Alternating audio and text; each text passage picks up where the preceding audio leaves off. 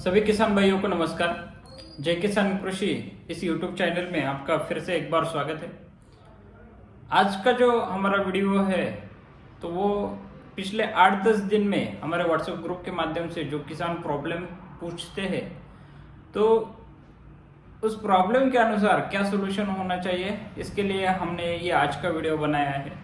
पिछले वीडियो में हमने अनार खेती में जो फूल निकलने की समस्याएं आ रही है या फिर फ्लावर ड्रॉपिंग का जो इशू आता है, फूल गिरने का जो इशू आता है, इसके बारे में हमने डिटेल इन्फॉर्मेशन दी थी। हमारे चैनल पे ये वीडियो उपलब्ध भी है।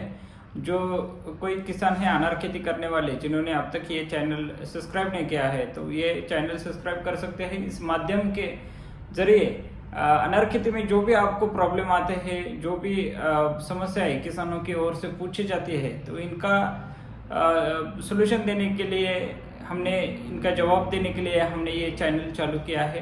तो इस चैनल के माध्यम से आपके पास अधिक से अधिक अच्छी जानकारी और कम खर्चे में आप अनार खेती कैसे सक्सेस कर सकते हैं, कैसे इसमें आप ग्रो कर सकते हैं, इसके लिए हमने ये वीडियो जो है इस चैनल के माध्यम से देने के लिए चालू की है। तो अभी जो समस्याएं पूछी जा रही है व्हाट्सएप ग्रुप में, तो इनमें जो पहले तो समस्या है मैंने बोला कि फूल न निकलने की समस्या है और फ्लावर ड्रॉपिंग का इशू जो है, फूल गिरने की जो समस्या है, वो बहुत सारे किसान अभी भी पूछ रहे हैं। तो उनको मेरा कहना है कि आप पहले जो है हमारे चैनल पे हमने जो डिटेल वीडियो डाले हैं कि फूल क्यों नहीं निकल रहे अनार में, तो इसका एक वीडियो है। और बाद में जो है फ्लावर ड्रॉपिंग का जो वीडियो है वो भी हमने उस चैनल के ऊपर डाला है। तो आप वो दोनों भी वीडियो पूरी तरह से देखिए। वो वीडियो जो है वो आप समझ लीजिए। इसमें बहुत सिंपल लैंग्वेज में आपको बताया है कि क्या रीजन हो सकता है फ्लावर न निकलने की, या फिर क्या रीजन हो सकता है आपके यहाँ जो अनार के फूल गिर रहे हैं। तो आपको खुद ही आपको ऑब्जर्व करना पड़ेगा ये वीडियो देख के। तो पहले आप वीडियो देख के लीजिए, आप ऑब्जर्व कीजिए कि क्या रीजन है फूल गिरने का या फिर फूल न निकलने का। वो रीजन आप ध्यान में लें और उस रीजन के अनुसार हमने उस वीडियो में जो है वो सोल्यूशन बताया। आपको अगर रीजन ध्यान में आ गया है, आपने वो सोल्यूशन भी किया है, तो भी फूल गिर रहे हैं, तो आप मुझे कॉल कर सकते हैं और पूछ सकते हैं। लेकिन आपने वो वीडियो देखे ही नहीं, आपको रीजन ही मालूम नहीं और आपने वो कॉल किया पूछने के लिए, तो आप अच्छी तरह से जो है उसका सोल्यूशन नहीं बताया जा सकता। तो आप पहले वो वीडियो देख के लीजिए, रीजन खुद समझ लीजिए, क्योंकि आप आपके फील्ड में है, आप आपके फार्म में है, आप आपके बगीचे में है, आपको ही अच्छी तरह से वो ढूंढना पड़ेगा। यहाँ बैठकर हम वो रीजन नहीं देख सकते या फिर वो नहीं हमें ऑब्जर्व मिल सकता है जितना आप अच्छी तरह से उसको ढूंढ सकते हैं। तो आप पहले रीजन ढूंढिए और बाद में उसके अनुसार जो है वो सोल्यूशन देने के लिए हम प्रयास करेंगे। तो पहले दो रीजन है मैंने बताया, फूल न निकलने के और फ्लावर ड्रॉपिंग के। ये आप पहले वीडियो देखकर आप उसका ऑब्जर्वेशन कीजिए। दूसरा अभी वो तीसरा क्वेश्चन जो है फूल न निकलने का और फ्लावर ड्रॉपिंग के बाद तीसरा जो क्वेश्चन किसानों के वहां से आ रहा है कि इस दिनों बाग में जो है हम फ्लड इरिगेशन दे सकते हैं क्या। तो फ्लड इरिगेशन आप फ्लावरिंग के स्टेज पे आप दे सकते हैं, लेकिन वो फ्लड इरिगेशन का भी एनवायरनमेंट जो है कैसा है, उस अनुसार आपकी बगीचे की फ्लावरिंग की स्टेज कौन से है उस अनुसार, और आपकी मिट्टी कैसी है बगीचे की उस अनुसार जो है वो आपको फ्लड इरिगेशन देना होगा। अगर जो है रेनी एनवायरनमेंट होता है, बारिश गिरने की मतलब चांसेस हो सकते हैं, और उस टाइम अगर आप फ्लड इरिगेशन देंगे तो क्या हो सकता है कि बगीचे में ह्यूमिडिटी बढ़ सकती है, और ह्यूमिडिटी बगीचे में बढ़ गई तो इस कारण क्या हो सकता है कि फूल के ऊपर जो है फूल के ऊपर फंगस डेवलप हो सकते हैं, उसके ऊपर दाग आ सकते हैं, या फिर फ्लावरिंग का स्टेज हो तो वो फ्लावर ड्रॉपिंग भी हो सकता है।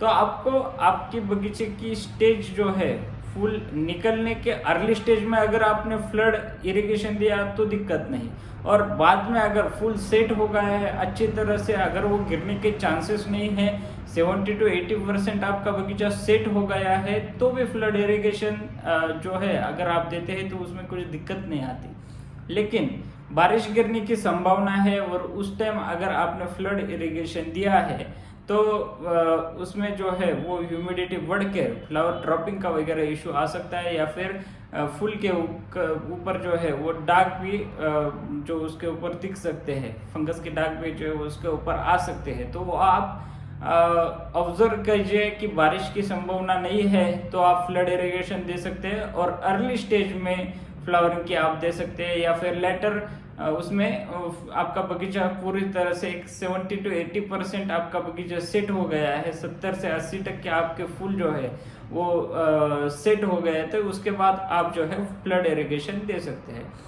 अब एनवायरनमेंट भी क्लियर है, फ्लावरिंग का स्टेज भी अर्ली है या फिर सेटिंग हुआ है, तो भी आपके मन में कोई आशंका है कि पानी देकर क्या हो सकता है, तो आप पहले एक लाइन जो है वो एक लाइन आप भर के देख सकते हैं कि फ्लड इरिगेशन अगर आपने दिया है तो उसका क्या रिजल्ट आपको मिला है। आप एक लाइन जो है उसको फ्लड इरिगेशन देख के देखिए, उसमें अगर आपको लग रहा है कि फ्लावर अच्छी तरह से और बढ़ रही है, सेटिंग के लिए मुझे मदद मिल रही है, तो आप पूरा बगीचा जो है वो फ्लड इरिगेशन दे सकते हैं। लेकिन आपको वो आपने एक जो लाइन है उसको फ्लड इरिगेशन दिया और उसका आपको साइड इफेक्ट कुछ ऐसा और अलग दिखा कि उसमें वेजिटेटिव ग्रोथ ज़्यादा निकल रही है, फूल जो है वो ड्रॉप हो रहा है, तो आप जो है वो रोक के ले सकते हैं। दूसरा एक उसमें आप ऐसा कर सकते हैं कि अगर आपके यहाँ बारिश की संभावना है या फिर आपको ऐसा लग रहा है कि फ्लड इरिगेशन देकर बगीचे में क्या मतलब उसका पॉजिटिव क्या हो सकता है या फिर उसके फायदा क्या हो सकता है, तो आप जो है आपको एक लाइन छोड़ के एक लाइन ऐसा आपको जो है फ्लड इरिगेशन देना होगा। मतलब एक लाइन को जो है फ्लड इरिगेशन दीजिए, बीच वाली वैसे ही छोड़ दीजिए, तीसरी लाइन को जो है वो आप फ्लड इरिगेशन दे सकते हैं। ये इससे क्या होगा कि वाफ्सा कंडीशन जो है, वाफ्सा कंडीशन आपके बगीचे में जो है वो मेंटेन रहेगी, ह्यूमिडिटी ज़्यादा नहीं बढ़ेगी, और इसके कारण अगर ह्यूमिडिटी नहीं बढ़ती, वाफ्सा कंडीशन अच्छे रहते हैं, तो ज़्यादा दिक्कत जो है फ्लड इरिगेशन के आपके यहाँ नहीं आएगी।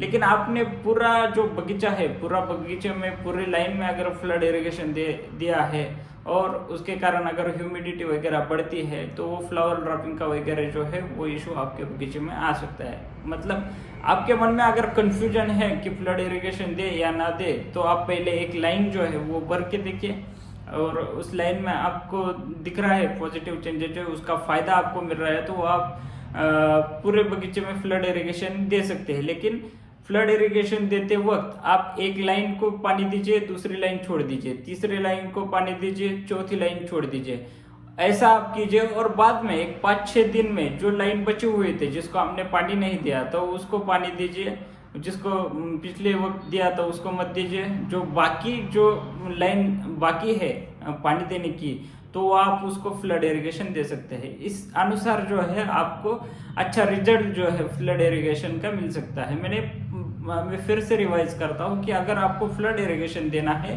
तो आपको आपके यहाँ का एनवायरनमेंट देखना पड़ेगा, बारिश की संभावना हो तो फ्लड इरिगेशन मत दीजिए। दूसरा, आपको स्टेज जो है वो आपको फ्लावरिंग की स्टेज आपको दिखनी पड़ेगी।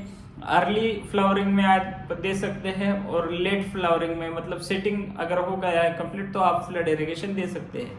अगर आप बीच में है तो वो जो मिडल स्टेज है फ्लावरिंग का, कि बगीचा फ्लावरिंग तो निकल गया है लेकिन अभी तक सेटिंग नहीं हुआ, तो उस स्टेज जो है उस टाइम पे जो है आप, मैंने वैसे बताया वैसे आप एक लाइन को फ्लड इरिगेशन जो है वो देख के दीजिए। आपको सेटिंग में अच्छा लग रहा है कि पानी उस लाइन को दिया और उसमें सेटिंग अच्छा तरह से मिल रहा है, तो आप जो है फ्लावर अच्छे से सेट हो रहे हैं, तो आप मैंने जैसे बताया वैसे एक लाइन छोड़ के एक लाइन ऐसा आप फ्लड इरिगेशन जो है वो फ्लावरिंग स्टेज में दे सकते हैं। दूसरे जिनके यहाँ फल सेट है और उनको फ्लड इरिगेशन देना है, तो वो भी एक लाइन छोड़ के एक लाइन को ऐसी तरह से जो है वो आप फ्लड इरिगेशन दे सकते हैं। दूसरा जो है कि अगर आपका बगीचा फल के ऊपर है, फल का साइज 100-150 ग्राम तक है और आपको फ्लड इरिगेशन देना है, तो पहले जो है कैल्शियम बोरॉन का स्प्रे जो है वो आप करके लीजिए। उसकी जो साल है, फल की जो साल है वो पतली होनी चाहिए। अगर आपने कैल्शियम बोरॉन दिया ही नहीं है, ड्रिप से भी नहीं और ऊपर स्प्रे भी उसका किया नहीं है, और आप उसको फ्लड इरिगेशन दे देते हैं, पानी देते हैं, तो वो क्रैकिंग जो है, वो क्रैकिंग आपके यहाँ बगीचे में दिख सकती है, फल का क्रैकिंग दिख सकता है। तो आप जो है वो उस टाइम पहले कैल्शियम बोरॉन ड्रिप से दीजिए, कैल्शियम बोरॉन का स्प्रे लीजिए और बाद में फ्लड इरिगेशन दीजिए। उसमें आप विदाउट कैल्शियम बोरॉन का स्प्रे किए और आपने फ्लड इरिगेशन दिया तो उसमें आपको क्रैकिंग ऑब्जर्व हो सकती है।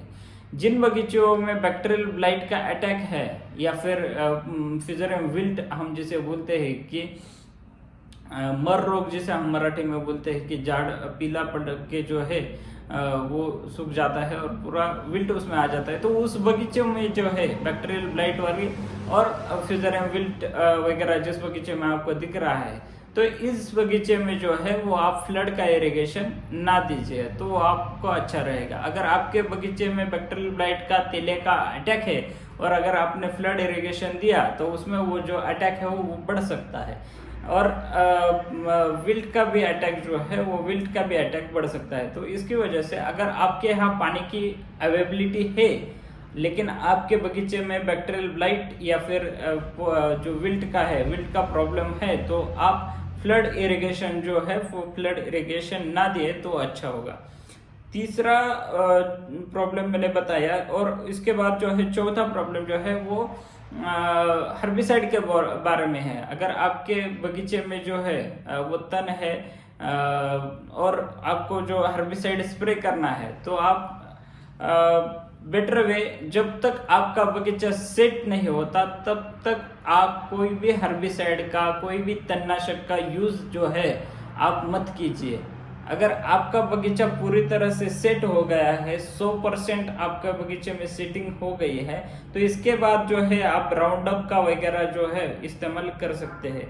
पूरे साल में जो है एक आध बार आप राउंड अप का इस्तेमाल कर सकते हैं, लेकिन बार बार जो है आप हर्बिसाइड का स्प्रे मत लीजिए।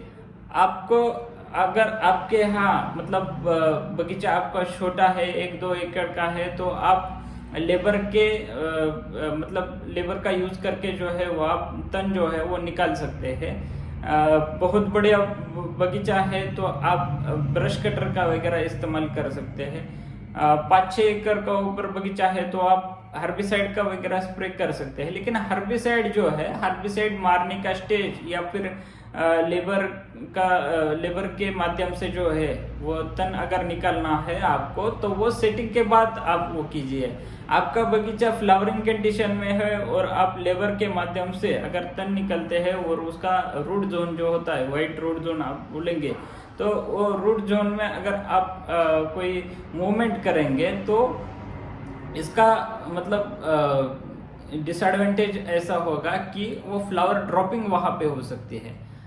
दूसरा ऐसा है कि फ्लावरिंग स्टेज में आपका बगीचा है और आप अगर हर्बिसाइड का स्प्रे करते हैं तो फूल के ऊपर वगैरह जो है वो दाग पड़ सकते हैं। तो इसके लिए क्या करना है आपको कि आपको हर्बिसाइड अगर स्प्रे करना है तो बगीचे को इथ्रेल मारने से पहले आप हर्बिसाइड का स्प्रे कर लीजिए 1 आधा महीना पहले। तो इससे क्या होगा कि बगीचा सेटिंग होने तक आपको जो है हर्बिसाइड का स्प्रे जो है वो न करना पड़ेगा। और लेबर के माध्यम से अगर आप तन निकालना चाहते हैं तो सेटिंग होने तक जो है वो सेटिंग होने तक आप कोई भी मूवमेंट जो है आपके रूट जोन में मत कीजिए। अगर आप तन निकालते हैं लेबर के माध्यम से तो अगर वो व्हाइट रूट जोन को जो है वो व्हाइट रूट जोन अगर डिस्टर्ब हो गई तो उसका जो है डिसएडवांटेज आपको फ्लावर ड्रॉपिंग में दिख सकता है।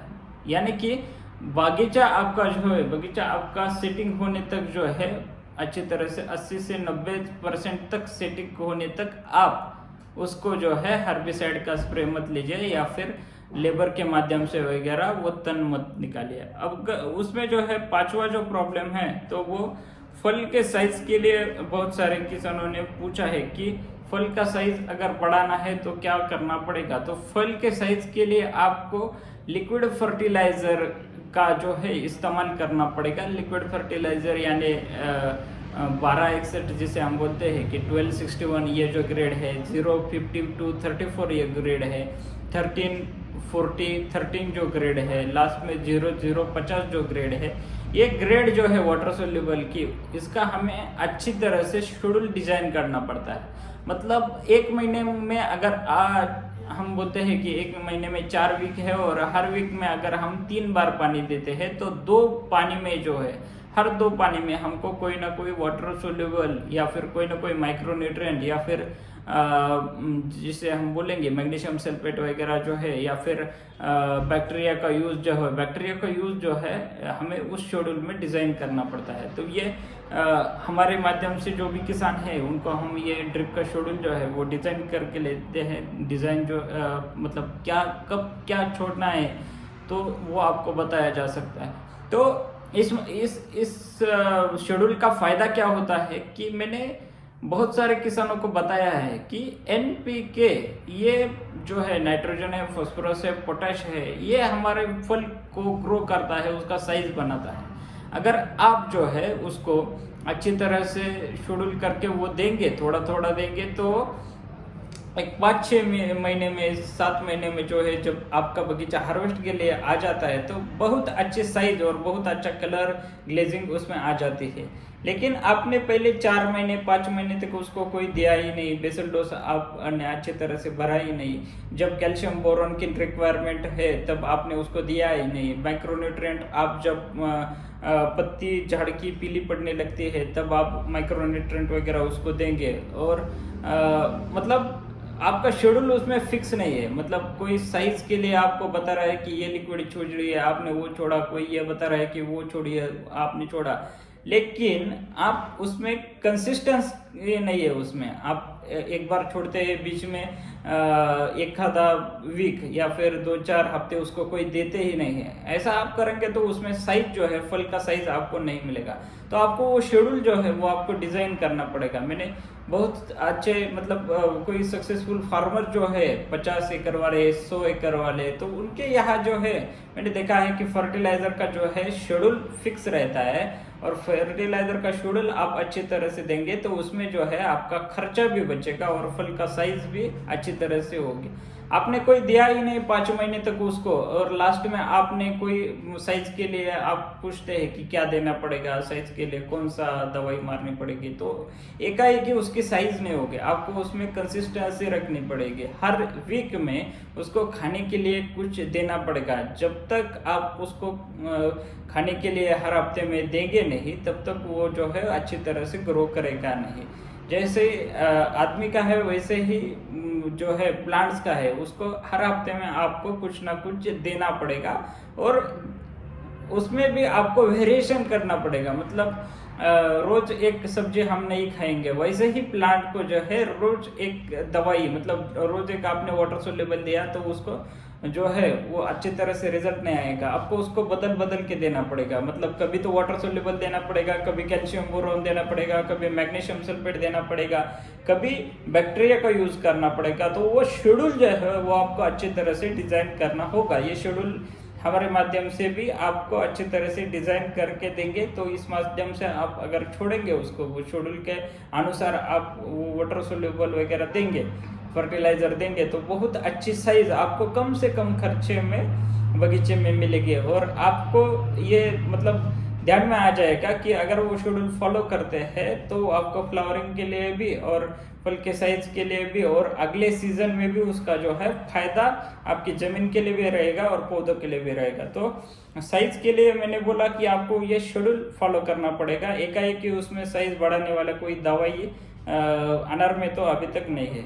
अभी अगला जो सवाल है कि फ्लावरिंग कंडीशन में जो है वो फूल के ऊपर जो है काले दाग कहीं तो आना चालू हो गया है या फिर बैक्टीरियल ब्लाइट का अटैक जो है वो दिखना चालू हो गया है। तो बैक्टीरियल ब्लाइट अगर आपके बगीचे में है और आपका बगीचा अभी हार्वेस्टिंग के लिए आया है, तो मैंने कल भी बताया था कि आपके बगीचे में बैक्टीरियल ब्लाइट है और तेलिया है और आपका बगीचा निकालने के लिए अभी 15 दिन है, 20 दिन है, लेकिन आपके यहाँ बिस्कुट कलर वगैरह जो हम बोलते हैं कि कम कलर आया है अनार में, तो आप जो है बगीचा हार्वेस्ट करके लीजिए।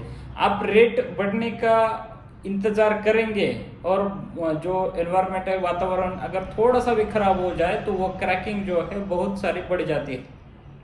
और मैंने जैसे बताया कि अगर फल के ऊपर क्रैकिंग नहीं है तो वो 80-100 रुपए उसका किलो का दाम है, लेकिन अगर उसके ऊपर क्रैकिंग डेवलप हो गई तो वो फल का वैल्यू जो है वो 10-20 रुपए किलो तक आ जाता है। मतलब आपको वो क्रैकिंग होने से पहले आपको वो फल निकालना पड़ेगा। जिन बगीचों में अभी हार्वेस्टिंग के लिए थोड़ा सा 1 आधा महीना वगैरह गैप है और बैक्टीरियल ब्लाइट का अटैक दिख रहा है, तो बेटर वे आप जो है उसको कंट्रोल जो है कंट्रोल आप करने के लिए स्प्रे करेंगे, लेकिन आपको बेटर वे उसको हार्वेस्ट अगर आपने किया तो वो अच्छा रहेगा। क्योंकि जब हम कंट्रोल मेजर के लिए जाते हैं, आप उसको दवाइयाँ स्प्रे करेंगे और अगर एनवायरनमेंट खराब हो गया तो लास्ट स्टेज में उसका अटैक जो है हमको कंट्रोल नहीं होगा। और मैंने बताया कि वैल्यू कैसी डिक्रीज हो जाती है, तो आपको ये सारी चीज़ें हैं वो आपको ध्यान में रखनी पड़ेगी। मिडल स्टेज में जो बगीचा है, मतलब नींबू आकार में वगैरह जो बगीचा फल है और उसके यहाँ बैक्टीरियल ब्लाइट अगर आपको दिखना चालू हो गया है तो आप हमने शेड्यूल जो बताया था बैक्टीरियल ब्लाइट के लिए कौन से स्प्रे करना पड़ेगा, तो वो आप शेड्यूल जो है वो इस्तेमाल कीजिए। उसमें कॉपर का बैक्टीरियोमाइसिन का स्प्रे है, क्वांटम कैप्टक का स्प्रे है, सुडोमोनास बैसिलस का स्प्रे है, बाद में स्कोर कवच का वगैरह। वैसे हमने 5-6 स्प्रे जो है वो हमने बताए। इस वीडियो के डिस्क्रिप्शन में भी जो मैं स्प्रे की जो लिस्ट है वो आपको डालूंगा, तो आप मिडल स्टेज में जो बगीचे है तो उसके ऊपर आप जो है वो स्प्रे ले सकते हैं। इससे बैक्टीरियल ब्लाइट का अटैक जो है वो कंट्रोल रहने के लिए मदद हो जाएगी। जिन बगीचों में बैक्टीरियल ब्लाइट का अटैक है वो जो है वो जो नाइट्रोजन युक्त जो फर्टिलाइजर होते हैं, खाद होते हैं, वो देना थोड़ा सा मतलब बंद ही कीजिए। उसमें जो है हम बोलेंगे 12 एक्सेट जो ग्रेड है वो हुई, या फिर कैल्शियम नाइट्रेट है, ये जो है नत्र युक्त जो खत हम जैसे बोलेंगे, तो वो आपको जो है वो देना बंद करना पड़ेगा। और दूसरा जो उसमें है कि जब आपका बगीचा फरवरी में आप इथेनॉल स्प्रे करते हैं, बगीचा सेटिंग हो जाता है अच्छी तरह से, तो उसको बेसल डोज जो है वो टाइम पे दीजिए। मतलब आपका बगीचे में आपने इथेनॉल स्प्रे किया, फ्लावरिंग अच्छी हुई, बगीचा अच्छा सेटिंग हुआ और बारिश शुरू होने तक आप उसको कोई बेसल डोज ही नहीं देते, तो झाड़ की ताकत है वो कम पड़ जाएगी। और झाड़ की ताकत अगर कम पड़ जाती है, वो साइज जब उसका इंक्रीमेंट होता है और ताकत कम पड़ जाती है, तो उसमें जो है बैक्टीरियल ब्लाइट का वगैरह अटैक जो है आपको दिख सकता है। मतलब इसके लिए जो है आपको टाइमली फर्टिलाइजर उसको बेसल डोज देना पड़ेगा। और जो शेड्यूल हमने बताया बैक्टीरियल ब्लाइट कंट्रोल के लिए क्या करना पड़ेगा, कौन से स्प्रे करने पड़ेंगे, तो वो आपको वो स्प्रे लेने पड़ेगा। और जो बगीचा हार्वेस्टिंग स्टेज के लिए और जिसके ऊपर बैक्टीरियल ब्लाइट दिख रहा है, तो उनको सजेशन है कि वो आप बगीचा जल्द से जल्द हार्वेस्ट किए तो वो अच्छा होगा। फूल के ऊपर अगर आपको दाग दिख रहे हैं, तो मैंने बताया कि अगर बारिश की संभावना है तो आप अच्छे 1-2 स्प्रे जो है वो पहले लीजिए। बारिश गिरती है और आप बाद में स्प्रे मारते हैं तो उसका रिजल्ट जो है वो अच्छी तरह से नहीं आएगा। लेकिन आपको पता है कि या फिर किसी ने बताया है कि अभी 5-6 दिन में बारिश गिरने वाली है, तो अच्छे से अच्छे स्प्रे जो है 1-2 स्प्रे आप ले सकते हैं फ्लावरिंग कंडीशन में, तो उसमें जो है वो फंगस डेवलप नहीं होगी, फूल के ऊपर जो है वो दाग नहीं आएंगे। उसमें नेटिव का एक स्प्रे है, एलाइट एंट्रोकॉल का 1-आधा स्प्रे आप ले सकते हैं, कस्टोडिया का 1-आधा स्प्रे आप ले सकते हैं, स्कोर कवच का 1-आधा स्प्रे जो है वो आप अगर लेते हैं तो वो फूल के ऊपर जो है वो फंगस डेवलप नहीं होगी, या फिर होगी तो उसका जो परसेंटेज है वो कम रहेगा। अभी आगे का जो सवाल है कि उसमें थ्रिप्स है और जो हम बोलते हैं सकिंग पेस्ट जो है वो कंट्रोल नहीं हो रहे हैं, तो अच्छे से अच्छा आपने स्प्रे लिए हैं सारी जो सकिंग पेस्ट के लिए हम जैसे बोलेंगे मार्शल वगैरह लेके इमिडा वगैरह लिया है, एसिपेट वगैरह लिया है, तो भी आपको थ्रिप्स अगर कंट्रोल नहीं हो रहे तो आप पहले जो है पानी का पीएच देख के लीजिए। मैंने लास्ट टाइम में हमारे यूट्यूब पे ये वीडियो डाला हुआ है कि अगर आपके पानी का पीएच खराब है और आप इंसेक्टिसाइड का स्प्रे करते हैं तो उसका रिजल्ट जो है वो आपको अच्छी तरह से नहीं मिलेगा। तो आप पहले अपना पीएच पानी का चेक करके लीजिए। पानी का पीएच चेक करने के लिए पीएच मीटर भी है, जिस किसानों को वो पीएच मीटर चाहिए तो वो हमें कांटेक्ट भी कर सकते हैं। डिस्क्रिप्शन में मैंने जो नंबर बताया है उसमें कॉल भी कर सकते हैं। अनार खेती में आपको जो है वो पीएच मीटर वगैरह जो है आपको अगर यूज करेंगे तो आपका खर्चा भी बच जाएगा, और जो रिजल्ट जो आप बोलते हैं कि मैंने 2000 का स्प्रे लिया, 4000 का स्प्रे लिया, तब भी मुझे रिजल्ट नहीं मिला, तो आप जो है इसके ऊपर ज़्यादा ध्यान दीजिए। मैंने बताया 200 लीटर पानी जब आप लेते हैं और उसमें 100 ग्राम नेटिव जब आप डालते हैं तो 99% जो है वो पानी है और 1% खाली आपकी दवाई है वेट के अनुसार। लेकिन ये 99% अगर खराब होगा तो 1% आप कितना भी महंगा यूज कीजिए उसका रिजल्ट जो है वो आपको नहीं आएगा। तो उसके लिए आपको पानी का पीएच वगैरह जो है आपको देखना पड़ेगा। मैंने बताया कि ग्रेप्स जो है, ग्रेप्स फार्मर जो है जो नासिक वगैरह एरिया में है या फिर सांगली वगैरह एरिया में है, वेदर स्टेशन बिठा के लिए है बहुत सारे किसानों ने। उनको पता चलता है कि 15 दिन में 8 दिन में बारिश कब होने वाली है, कौन सा स्प्रे उसमें यूज करना चाहिए। आप वेदर स्टेशन मत बिठाइए, लेकिन आप खाली पीएच मीटर का तो आपकी खेती में जो है इस्तेमाल करना चालू कीजिए। आप इतना एडवांसमेंट अनार खेती में जो है आपको करना ही पड़ेगा। वेदर स्टेशन मत बिठाइए, लेकिन खाली पीएच मीटर तक तो आइए। इसमें आपको जो है वो एक्यूरेसी आपको मतलब पीएच अगर आपको पता चल गया, उसमें पीएच के कारण ज़्यादा पीएच के कारण आपको रिजल्ट नहीं आते होंगे, तो ये सारी समस्याएं जो है वो कम हो जाएगी। तो आपको इंसेक्टिसाइड का अगर रिजल्ट नहीं आता हो तो आप पीएच चेक करके लीजिए। पीएच मीटर हमारे पास अवेलेबल है, आप कॉल कर सकते हैं उस नंबर पे। और पीएच मीटर भी हम अमेरिका मेड जो कंपनी है HM डिजिटल, उसका पीएच मीटर ऑफर कर सकते हैं। चाइना वाला पीएच मीटर मत लीजिए जो 500 रुपये में मिलता है, 600 रुपये में मिलता है। वो पीएच मीटर आपको एक्यूरेसी भी नहीं देगा और आपको उसको मतलब 5-6 महीने में उसको फेंकना पड़ेगा। जो पीएच मीटर अगर आपको अनार खेती 10 साल करनी है, 5 साल करनी है, 7 साल करनी है, तो पीएच मीटर भी उतना टाइम तक टिकेगा और एक्यूरेट रहेगा। ऐसा ही पीएच मीटर आप यूज कीजिए। हम जो देते हैं तो वो HM डिजिटल जो अमेरिका का कंपनी है उसका पीएच मीटर ऑफर करते हैं। उसके साथ आपको कैलिब्रेशन लिक्विड इलेक्ट्रोस्टोर सॉल्यूशन आता है, मीटर डिजिटल कैलिब्रेशन वगैरह वाला आता है। चाइना मीटर में ये सब फंक्शन नहीं आते, डिजिटल कैलिब्रेशन वगैरह उसके एक्यूरेसी में जो है वो खराब रहती है। तो आप 500-600 रुपये का मीटर मत यूज कीजिए। आप अगर आपको अनार खेती करनी है, अच्छी तरह से करनी है, बहुत सालों तक करनी है, तो अच्छे एक्यूरेसी वाला पीएच मीटर जो है वो आपको यूज करना पड़ेगा। अभी उसके बाद जो है कि थ्रिप्स है आपके बगीचे के ऊपर, सकिंग पेस्ट एफिड्स वगैरह है, तो आप उसमें FMC कंपनी का मार्शल है, बायर कंपनी का रिजेंट है, सिजेंटा का एक्ट्रा है, गर्डा कंपनी का हमला है, इमिडा क्लोप्रिड जो है बहुत सारी कंपनियों के है।